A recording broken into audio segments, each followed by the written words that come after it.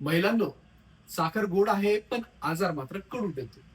एक प्रश्न आहे, तुम्ही साखर खात नाही म्हणता, मग ती साखर तुमच्या चहा कॉफी मध्ये स्वतःच उडी मारते का? चहा साखरेशिवाय चालत नाही म्हणतेस, पण तुझं शरीर मात्र साखरेला पूर्ण वैतागलंय. घर, ऑफिस, मुलं, नवरा सगळ्यांची काळजी तू घेतेस, पण स्वतःच्या साखरेची थोडीच घेतली म्हणत म्हणत डब्बा कधी संपतो कळतच नाही.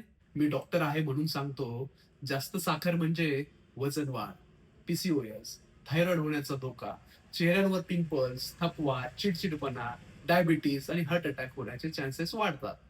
आजपासून नियम ठरवा. सुरुवातीला साखर पूर्ण बंद करू नका, हळूहळू कमी करा. मी खूप काम करते म्हणून मला चालतं हे कारण पहिलं बंद करा. मुलांना लहानपासूनच सवय लावा. लक्षात ठेवा, साखर जिभेला गोड पण शरीराला हळू विष आहे. आज कमी केलं तर उद्या आजार कमी होतील.